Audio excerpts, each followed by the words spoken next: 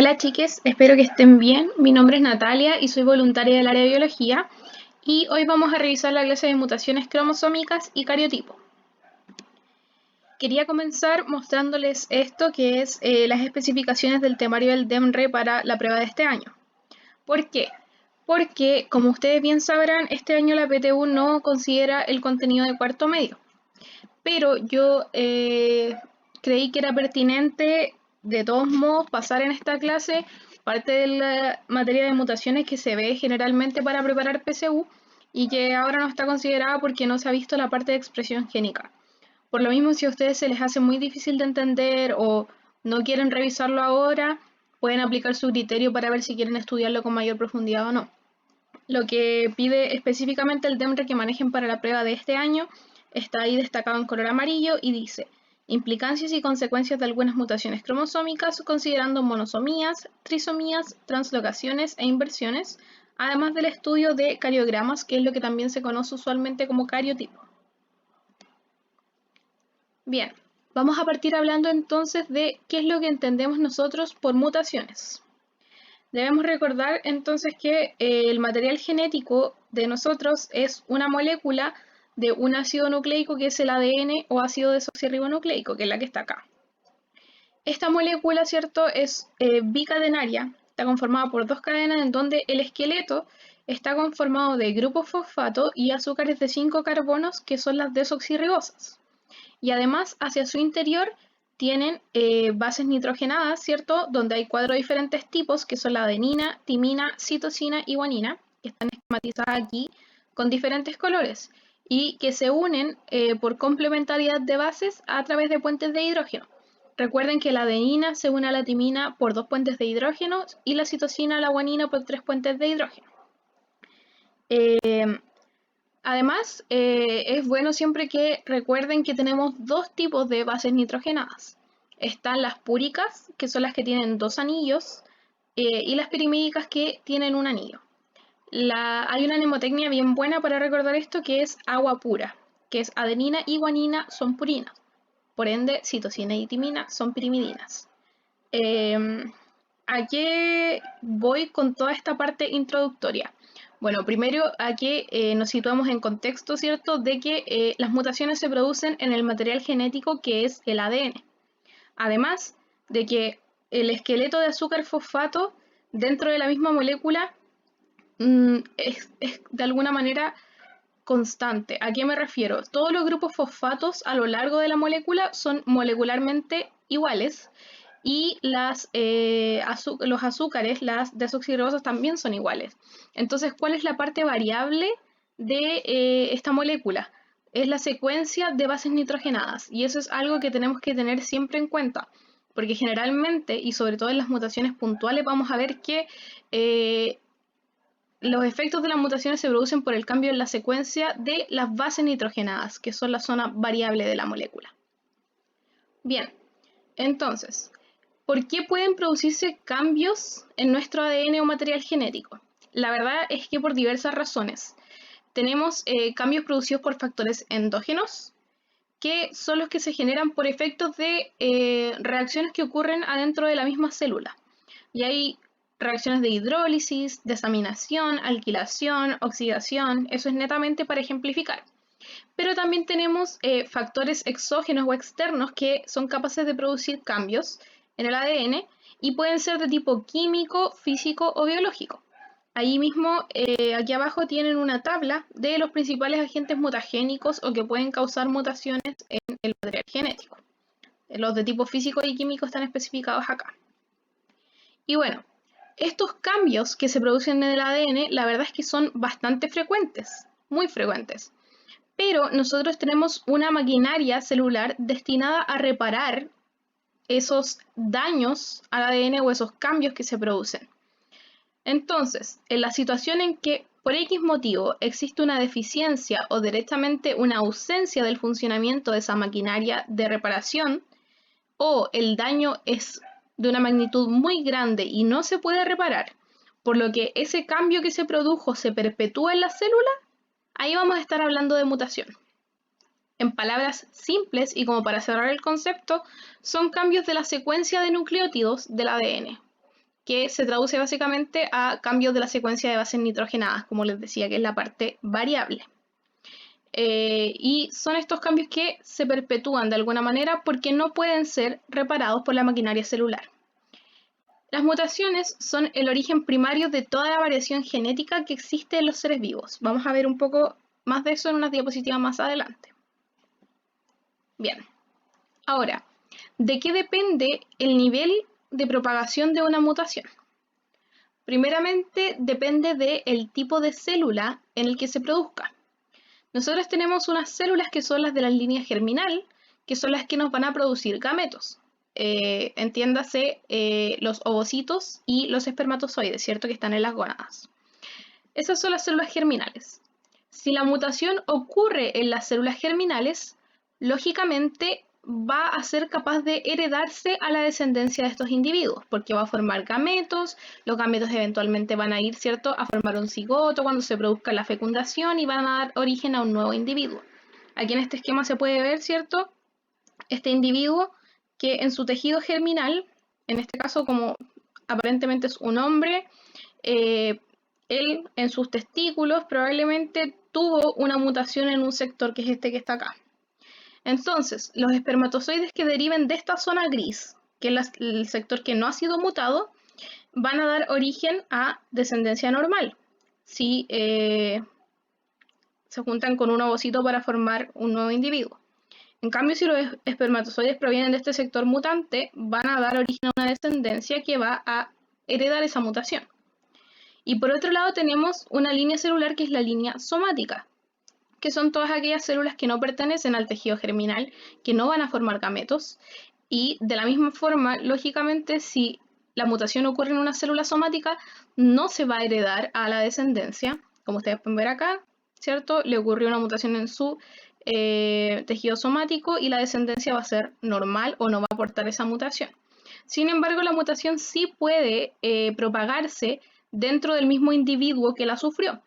¿Y de qué va a depender esto? Básicamente de cuán temprano en el desarrollo se hayan generado.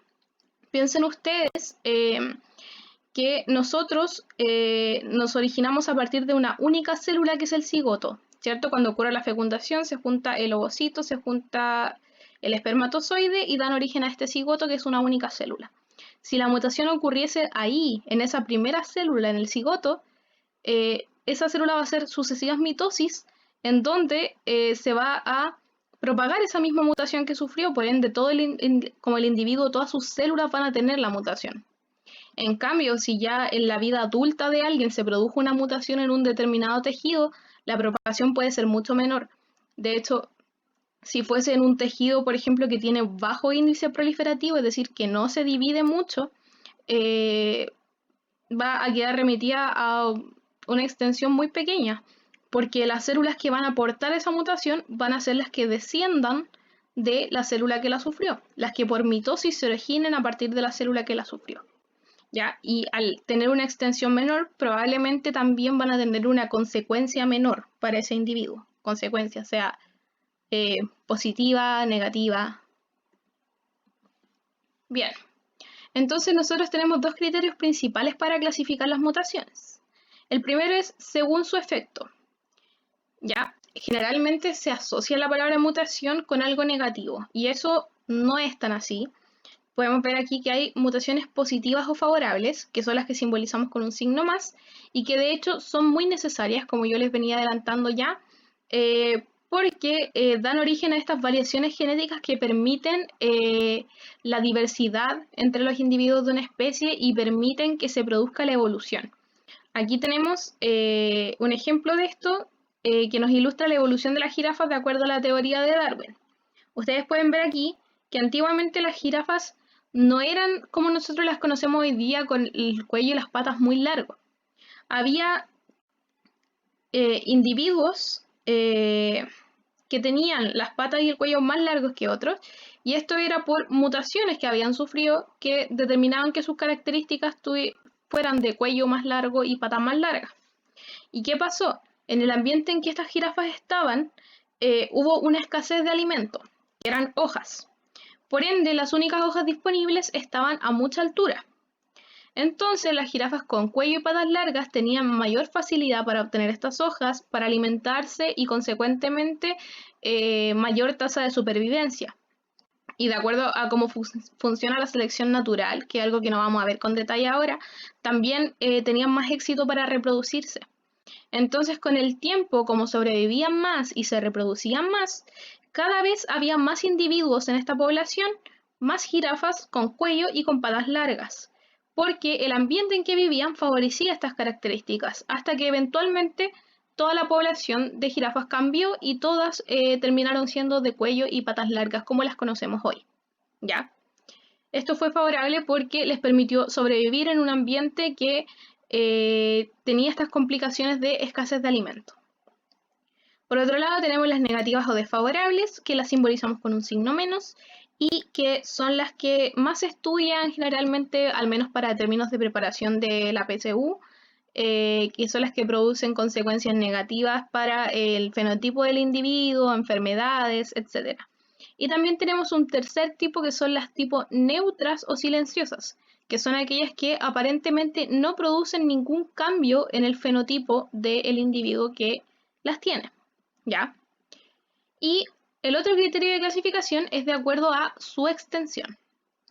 La primera categoría que tenemos aquí son las de tipo génicas o puntuales, que son aquellas que afectan a uno o a unos pocos nucleótidos de un gen, es decir, tienen una pequeña extensión. En segundo lugar, tenemos las cromosómicas estructurales, que ya afectan a un fragmento mucho más grande del ADN y, tal como su nombre lo dice, cambian la estructura interna de los cromosomas. Por eso son cromosómicas estructurales. Y por último tenemos las cromosómicas numéricas o genómicas, que ya afectan a cromosomas completos, alterando el número cromosómico característico de la especie. Y bueno, como les venía diciendo, esto ya conforma parte de lo que es mutaciones génicas, que no están explícitas como los requerimientos del DEMRE para el temario de este año, pero que yo decidí pasar igual. Entonces, si a ustedes no quieren verlo, son libres de saltárselo. ¿Ya? Voy a hacer un breve repaso de lo que es expresión génica, que probablemente igual lo han visto en el colegio, para poder introducir a lo que es mutaciones génicas. ¿Ya? Nosotros vimos durante la unidad de genética que los genes determinaban ciertas características. Este primer esquema es para mostrar un poco cómo la secuencia de pasos para que eso sea así. Aquí vemos un cromosoma de una flor que tiene un gen para el color de la flor, ¿ya? Y ese gen es básicamente una secuencia de ADN, una secuencia de bases nitrogenadas, ¿cierto? Que es las que están ahí. Y esa secuencia va a sufrir un proceso que vamos a comentar al tiro, y finalmente va a terminar dando origen a una proteína que va a ayudar a la flor a formar pigmentos. En este caso, para esta variante alélica de este gen, forma el pigmento de color lila o púrpura. Por ende, la flor va a terminar siendo de color lila o púrpura. Entonces, en síntesis, ese es el proceso que se sufre para que un gen pueda determinar una característica que en este caso es el color de la flor. ¿Ya? Y estos procesos, con un poco más de detalle, tienen que ver con todo esto que le llamamos el dogma central de la biología molecular. No lo voy a explicar en extenso, solamente lo que considero necesario para entender esta materia. ¿Ya? Nosotros tenemos nuestro ADN, ¿cierto? Y tenemos nuestros genes, que nos van a determinar nuestras características. Y este ADN está dentro del núcleo, como podrán recordar. Y está bien protegido porque es sumamente importante que se preserve. No puede salir del núcleo. Como no puede salir del núcleo, necesitamos hacer algo para poder llevar esa información hacia los ribosomas, que son el lugar donde se van a sintetizar las proteínas. ¿Qué hacemos para esto?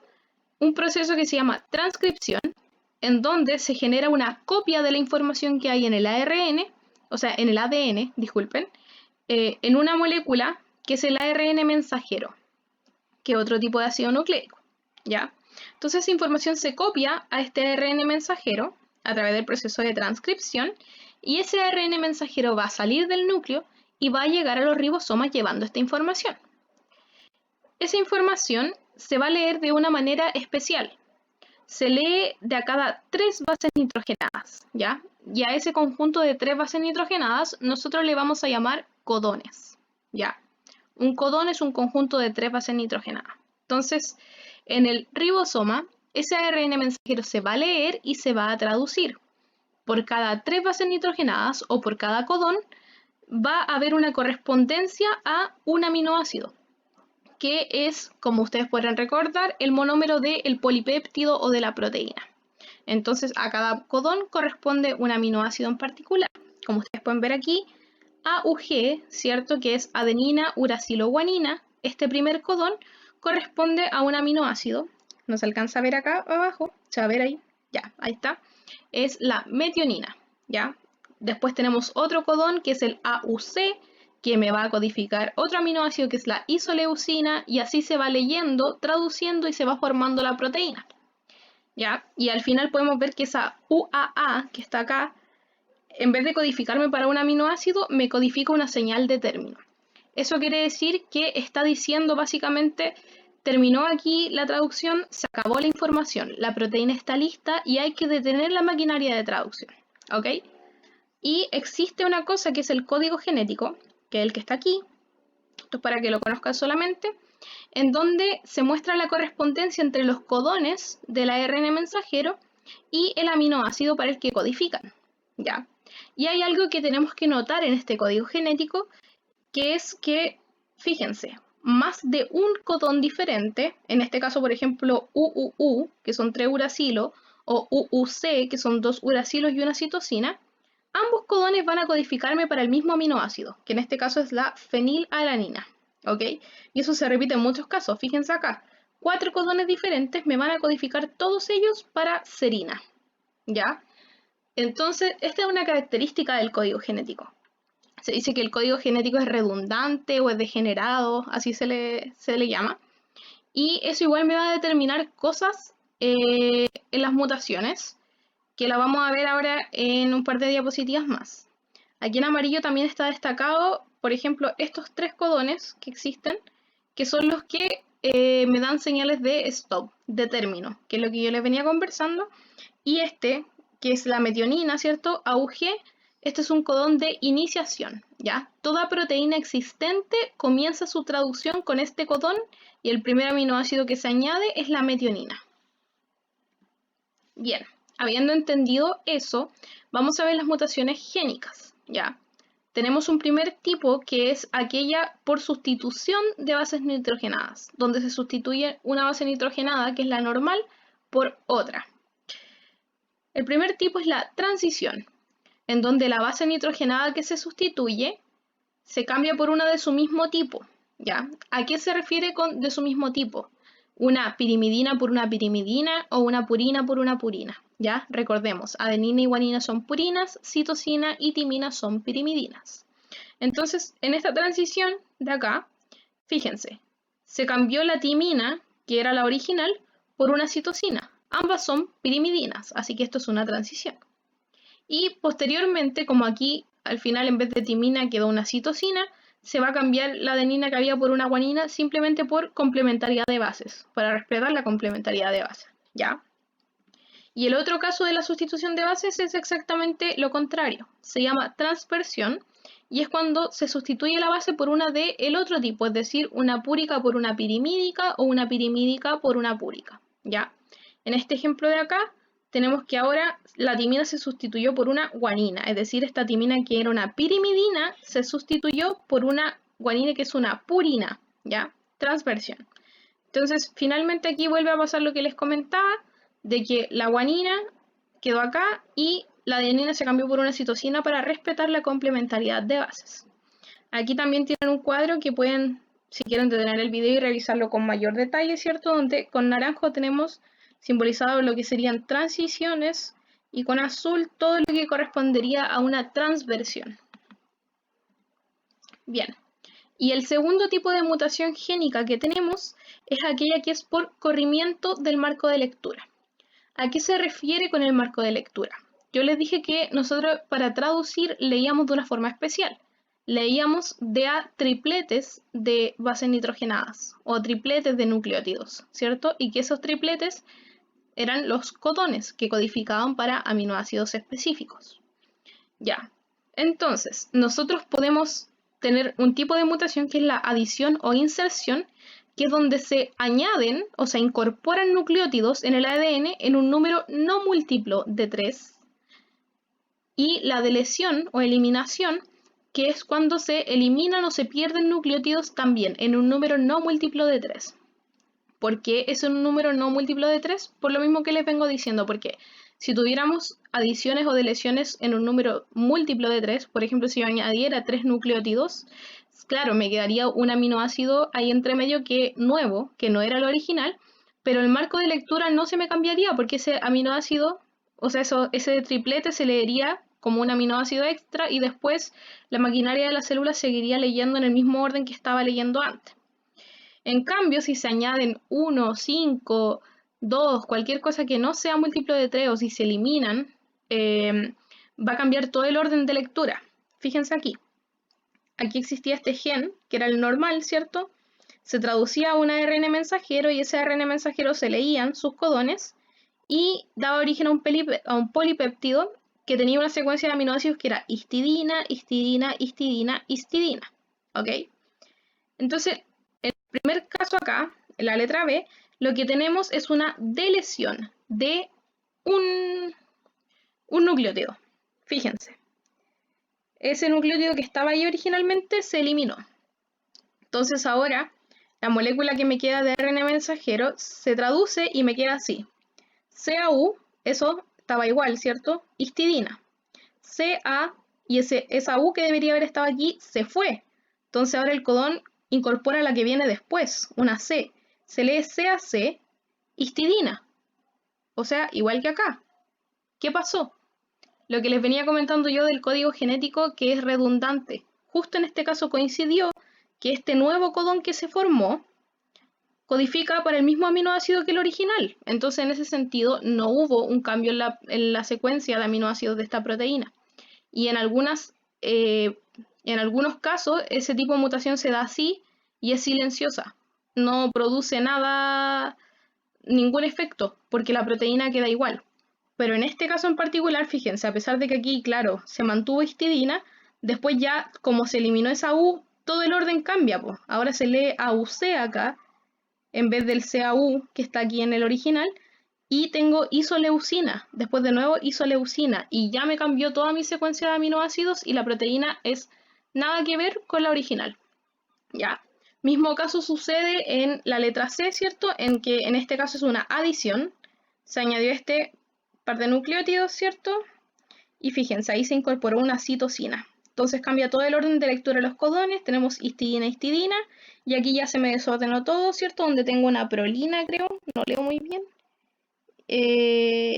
Y también toda la secuencia de aminoácidos de la proteína cambia. Por ende, vamos a tener una proteína como producto que va a ser nada que ver con la original. ¿Ya? Y bueno, ahí también, ¿cierto? Para seguir complementando la información de que se eliminó una adenina, ¿cierto? Y aquí los codones originales eran CAT, CAT y pasan a ser CAT, CTC, que es otro tipo de codón que probablemente puede codificar para otro aminoácido o para una señal de término, etc. ¿Ya? Eso es mutaciones génicas. Ahora vamos a empezar a ver la parte de mutaciones cromosómicas. Ya vamos a entrar de lleno a lo que es la materia del temario de este año y vamos a comenzar hablando del cariotipo. Para ello tenemos que tener ciertas nociones de la materia que hemos visto previamente. Primero, recordar que nuestro ADN o material genético se encuentra asociado a proteínas, principalmente a proteínas de tipo histonas, pero también a otros tipos de proteínas, y que eso le permite enrollarse y formar lo que conocemos como cromatina. Esta cromatina, durante la interfase del ciclo celular, se encuentra en un grado variable de compactación. Hay algunas zonas que están más compactadas que otras, ¿cierto? Pero en general, las zonas que se transcriben tienen que ser accesibles. Y en el momento de la división celular, en los procesos tanto de mitosis como de meiosis, esta cromatina se condensa mucho más para formar unas unidades discretas que son las que conocemos como los cromosomas. ¿Ya? Otra noción que tenemos que tener clara es que nosotros somos individuos de tipo diploides. ¿Qué quiere decir esto? Que tenemos dos juegos de cromosomas, ¿ya? Por eso dos ploides. La ploidía hace alusión a los juegos de cromosomas. Tenemos dos juegos de cromosomas porque uno de esos juegos lo aporta la madre y otro lo aporta el padre. Entonces, básicamente, nosotros tenemos dos copias de cada uno de los tipos de cromosomas. Y nuestro número cromosómico, porque también tenemos que saber que el número de cromosomas es constante para cada especie. En el caso de la especie humana, todos los seres humanos, al menos en primera instancia, lo que sería entre comillas normal, es tener 46 cromosomas, ¿ya? Nosotros somos 2n igual 46. Y estos cromosomas están organizados en los pares homólogos, ¿cierto? Tenemos 23 pares, donde los primeros 22 son autosomas y el par 23 es el par sexual, ya que es el que nos determina el sexo cromosómico de los individuos, en donde los individuos que son mujeres cromosómicamente son XX y los que son hombres cromosómicamente son XY, ¿ya? Respecto del cariotipo, a veces se usan los conceptos de cariotipo y de cariograma indistintamente. Puede que les estén hablando de lo mismo cuando se refieran a un concepto u a otro, pero como de alguna manera no es tan así. El cariotipo es como un código establecido internacionalmente, algo que es estándar para mostrar cuál es la constitución cromosómica normal de una especie. En el caso del ser humano, para las mujeres cromosómicamente sería 46XX, ya que tienen 46 cromosomas y su par sexual es XX, y para los hombres sería 46XY, ya que tienen 46 cromosomas y su par sexual es XY, ¿ok? En cambio, el cariograma es una representación gráfica de los cromosomas de una célula que está en la metafase mitótica. ¿Por qué en la metafase mitótica? Porque este es el momento del ciclo celular en que la cromatina alcanza su máximo grado de compactación, ¿ya? Y el cariograma se utiliza para hacer estudios de cromosomas. Por ende, para poder detectar eventuales anomalías cromosómicas, eventuales mutaciones, como lo vamos a ver más adelante, para ver cómo es la constitución cromosómica del individuo que estamos estudiando, ¿ya? Entonces, el cariograma tiene un orden particular. Bueno, aquí había puesto unas imágenes. Ustedes pueden fijarse aquí que esto ilustra cromosomas humanos que fueron obtenidos en una metafase de un varón normal y pueden ver que estos cromosomas tienen diferentes tamaños y diferentes formas, ¿ya? ¿Cómo nosotros obtenemos cromosomas así metafásicos desde una célula?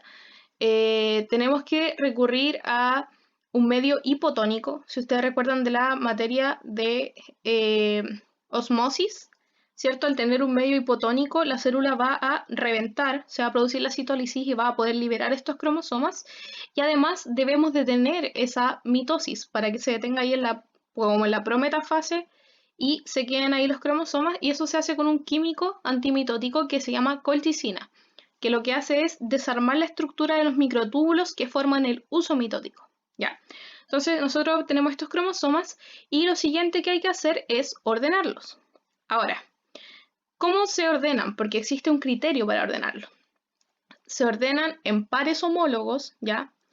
Desde los más grandes a los más pequeños, también de acuerdo a su morfología. Ustedes pueden ver aquí arriba que la morfología está determinada por la posición del centrómero, ¿cierto? O constricción primaria también se le llama el centrómero. Están los metacéntricos, que es lo que tienen como el centrómero como al centro y el brazo corto que está acá, que se le llama brazo corto, en realidad esta parte de arriba, y el brazo largo, son más o menos de la misma longitud.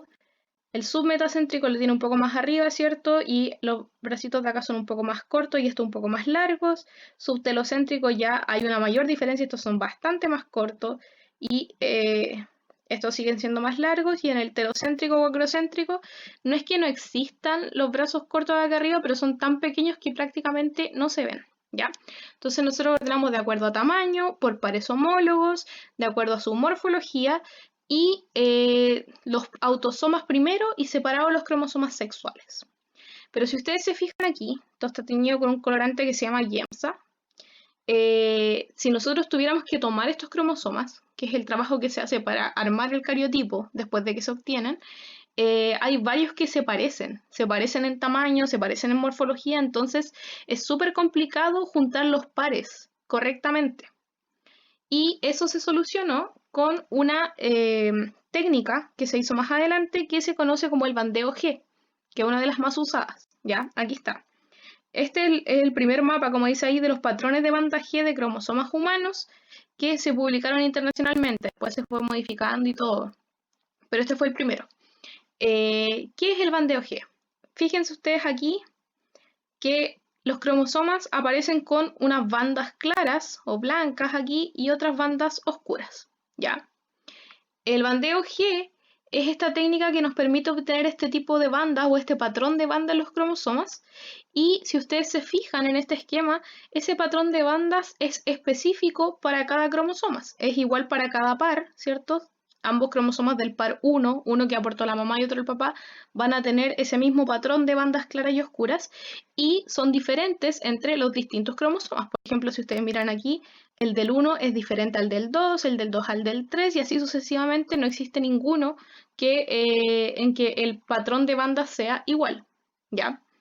Entonces eso también ayudó a poder organizar los pares en sus homólogos, identificar correctamente a cada par, etc. Y aquí está un ejemplo de un cariotipo real, ¿cierto? De un ser humano. Ahí pueden ver un cariograma en realidad. Y el cariotipo ahí dice es 46XY, es decir, es un hombre cromosómicamente. Y aquí están ordenados sus pares del 1 al 22, ¿cierto? Los autosomas por par homólogo. Ustedes pueden ver ahí el patrón de bandas del bandeo G también. Y ahí está su par XY, que es el par sexual. Ya. Bueno, en este caso es un cariotipo aparentemente normal, no tendría alguna anomalía cromosómica. Bueno, vamos a ver entonces ahora las mutaciones cromosómicas, que son las que se estudian a través de estos cariotipos generalmente, cariogramas, disculpen, cariograma es el concepto más correcto. Y el primer tipo que vamos a ver son las estructurales, que como estuvimos hablando al principio de la clase, son las que afectan la estructura de un cromosoma.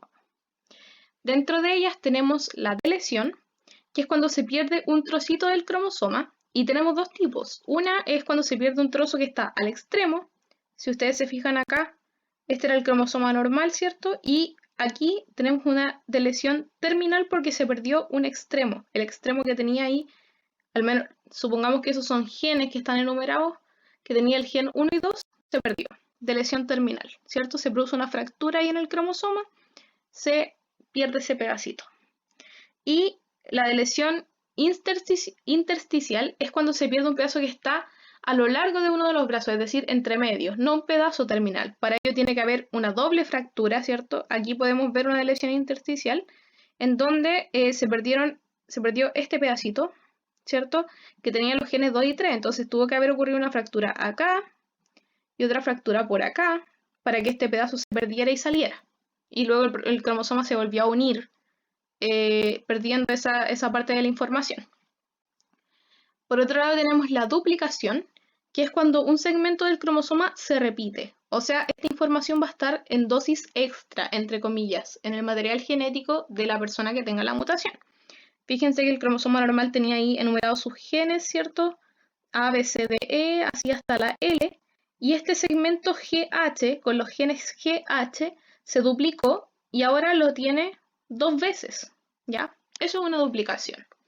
Existen otro tipo de anomalías estructurales también, como el cromosoma en anillo, que es como cuando, por ejemplo, de repente ocurren como fracturas acá y el cromosoma después se une consigo mismo, formando un anillo, pero eso son cosas menos frecuentes y que creo que no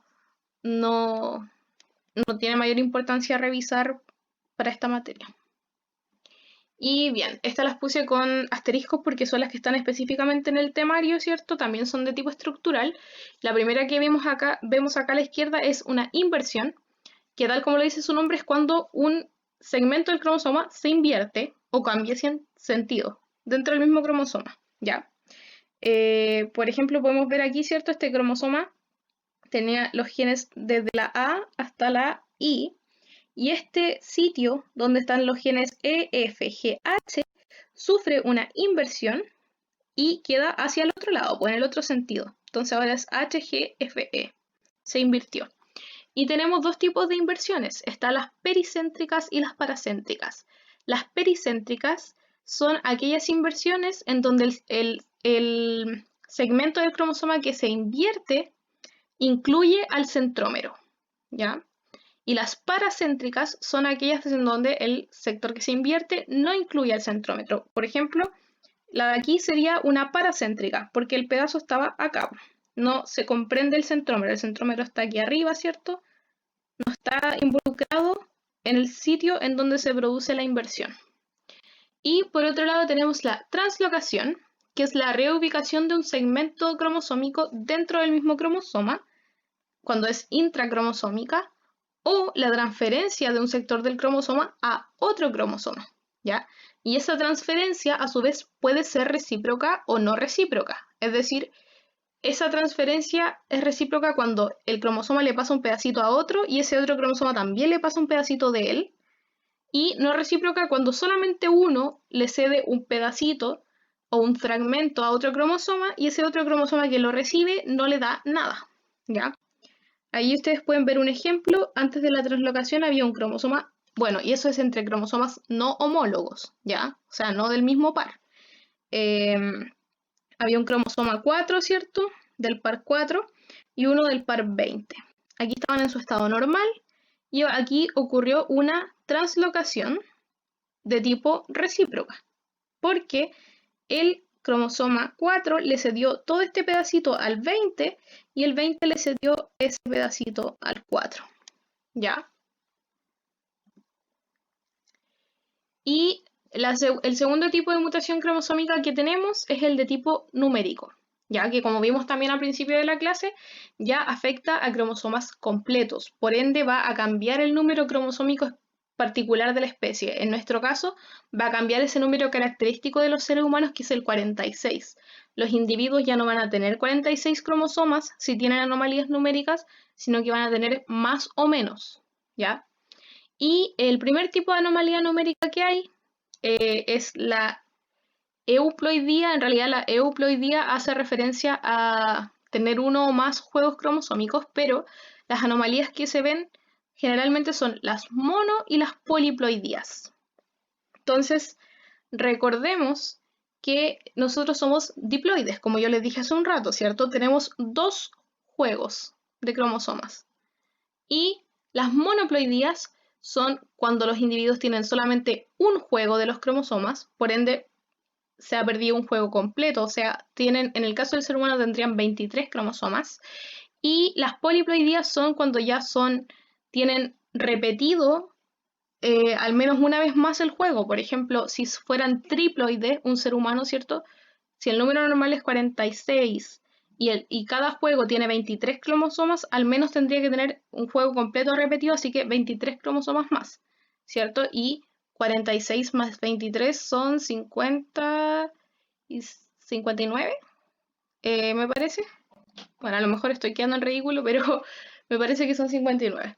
Y aquí está ejemplificado con otra especie hipotética que es 2n igual 8, ¿ya? Esta especie tiene 8 cromosomas normalmente, ¿cierto?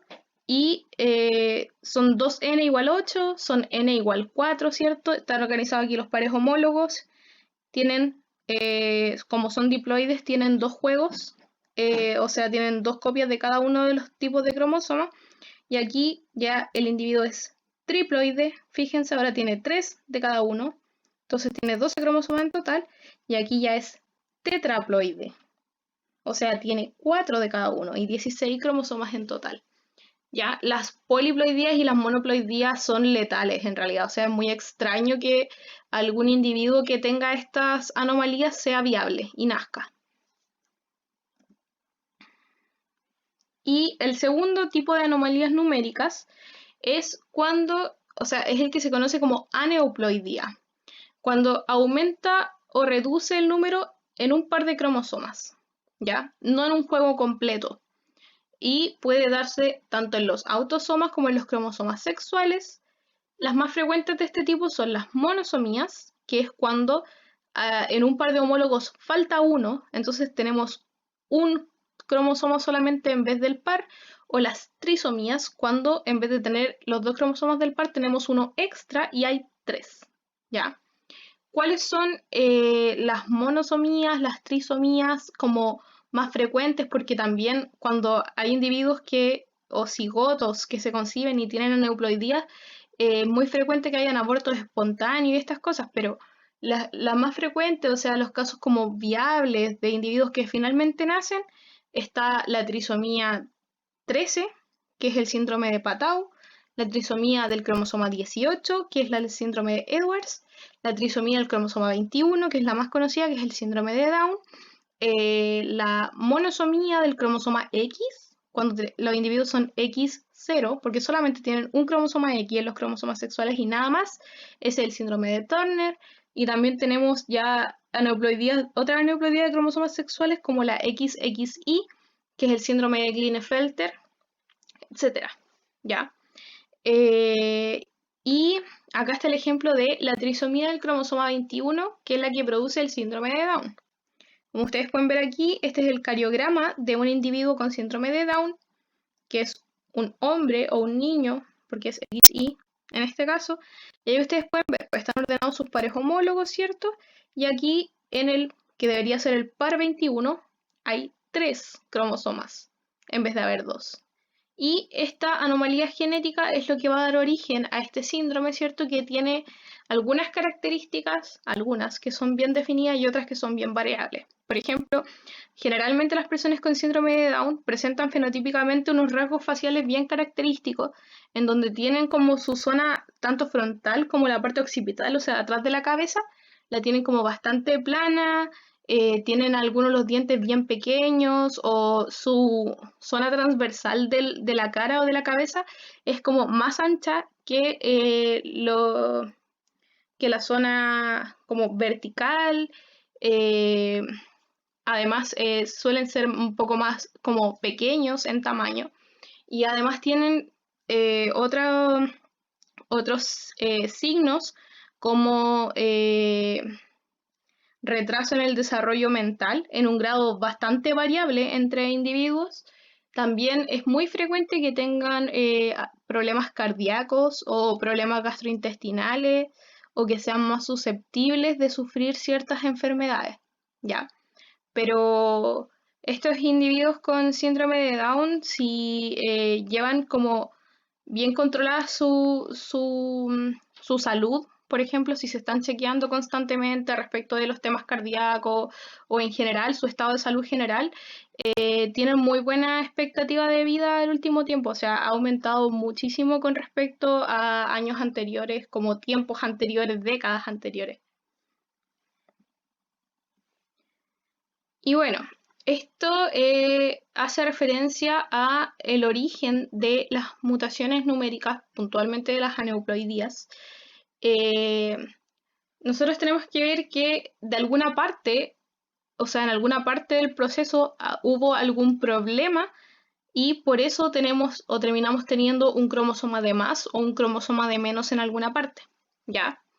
Y el origen de esto básicamente es la no disyunción o no separación de los cromosomas en la meiosis, ya sea en la meiosis de alguno de los papás, ¿ya? O sea, que en la formación de gameto de alguno de los papás hubo un problema y ese gameto venía con un cromosoma de más o con un cromosoma de menos, por ende el individuo va a tener ese cromosoma de más y va a tener una trisomía, o va a tener un cromosoma de menos y va a tener esa monosomía, o bien va a ocurrir en las primeras divisiones mitóticas durante el desarrollo embrionario de ese individuo, ¿ya? O sea, en este caso las meiosis de los papás fueron normales, los gametos eran normales, pero hubo algún problema en las primeras meiosis de ese cigoto o de ese embrión, ¿ya? Y se produjo una mutación y como fue muy temprano en el desarrollo, que era lo que hablamos también al principio de la clase, se tuvo una extensión muy, muy grande, ¿ya? Porque por haber sido temprana. Aquí ustedes pueden fijarse, ¿cierto? Está esquematizado. Esa no disyunción, cuando ocurre la meiosis de los papás, puede ser tanto en la primera división meiótica como en la segunda, ¿ya? Por ejemplo, aquí fue en la primera. Teníamos este par de cromosomas homólogos, ¿cierto? Y que normalmente deberían haberse ido uno para acá y otro para acá. Sin embargo, ambos se fueron para este lado y aquí no quedó ninguno. Entonces, de los gametos resultantes de este padre o madre, vamos a tener que aquí hay dos copias. O sea, si este gameto llega a generar un individuo, estos dos, ese individuo va a tener una trisomía y aquí no hay ninguna copia. Entonces ahí le va a faltar uno y va a tener una monosomía. En cambio acá, ¿cierto? La primera división meiótica fue normal. De este par de homólogos, ambos se fueron, o sea, cada uno se fue para una de las células resultantes, pero después ya en la segunda división tuvimos este, ¿cierto? En donde cada una de las cromátidas se fue a una célula, eso es normal, estos dos gametos son normales, ¿cierto? Si dan origen a un individuo a través de la fecundación, ese individuo va a ser normal, pero en este caso, en vez de irse una cromátida para acá y otra para allá, ambas se fueron para acá, ¿cierto? Si este gameto es el que va a llegar a ser un individuo, ese individuo va a tener un cromosoma de más, por ende va a tener una trisomía, y si fuese este el gameto, va a tener un cromosoma de menos, por lo que va a tener una monosomía. Ya, y aquí hay una imagen de un cariotipo 45X, es decir, esto es una monosomía, tiene un cromosoma de menos, y es solamente un cromosoma X en sus cromosomas sexuales, que es el que está acá, y falta otro cromosoma, ¿cierto? Es una mujer que porta una monosomía del cromosoma X o síndrome de Turner. Bueno, y para finalizar la clase, quise poner aquí como algunas cosas bien curiosas que tienen que ver con las mutaciones, para que vean también que hay un mundo que entender dentro de esto. No es solamente que esto es positivo, que esto es negativo, que esto genera enfermedad, que en realidad es como un concepto que siento que es con algo que uno se queda mucho a través de lo que nos muestra la preparación para la PSU, que básicamente las mutaciones generan enfermedades y esto, y no es tan así, hay una diversidad de cosas que pueden surgir a partir de las mutaciones. Esta primera muestra que los seres humanos, ¿cierto? Son uno de los pocos animales que tienen esa zona blanca del ojo visible, a simple vista, ¿cierto? Fíjense, aquí hay otros animales, ¿cierto? Que no tienen esa zona blanca visible, los seres humanos sí. Y esta zona blanca es la que se conoce como la esclera o la esclerótica del ojo. Y aquí dicen que, según estudios, sería producto de una ventaja evolutiva, ¿ya? Que en algún momento hubo una mutación, ¿cierto?, que hizo que la esclera de los ojos fuera más visible, y esa mutación fue de mucha ayuda para una especie como nosotros que dependemos tanto de la cooperación social. En esos tiempos probablemente ayudó mucho a poder comunicarse, ¿cierto?, de manera no verbal para actividades como la caza, como la recolección y todo ese tipo de cosas, y por ende se perpetuó. Es algo muy similar, ¿cierto?, al caso de las jirafas que revisábamos. Y gracias a eso, los ojos, ¿cierto?, como decía bien, se volvieron más expresivos, ¿ya? O sea, aumentaron mucho, muchísimo lo que es la comunicación no verbal de los seres humanos. Y la verdad es que, comparado con los animales, los ojos de nosotros son mucho más expresivos de alguna manera. ¿Ya? Y ahí dice, nuestros ancestros lo aprovecharon y terminaron por heredarnos. Eso es selección natural. El club de las tetracrómatas, bueno, esta es otra infografía que muestra un poco de que la mayoría de las personas vemos los colores porque tenemos tres tipos de conos, que son estas células sensibles a las distintas longitudes de onda, a los distintos colores de la luz, entre comillas, por lo que somos tricrómatas. Pero existen algunas mujeres que tienen una mutación, ¿ya?, en donde tienen 4 tipos de conos diferentes en vez de 3, que es lo más común. Ya se dice que el 12% de las mujeres son tetracrómatas. Y aunque en muchas mujeres ese cuarto cono no es tan diferente como para generar algún cambio muy notorio en su visión, en algunas lo es tanto que les permite distinguir hasta 100 veces más colores que el resto de los seres humanos. ¿Ya? Y bueno, eso era un poco lo que les quería compartir. Para mí esto es una materia muy linda y muy interesante. Espero que hayan podido comprender bien, espero que les haya gustado, y cualquier duda que tengan siempre pueden consultar a través del foro del aula o contactarnos, y vamos a estar con toda la disposición para poder ayudarles. Eso. Muchas gracias.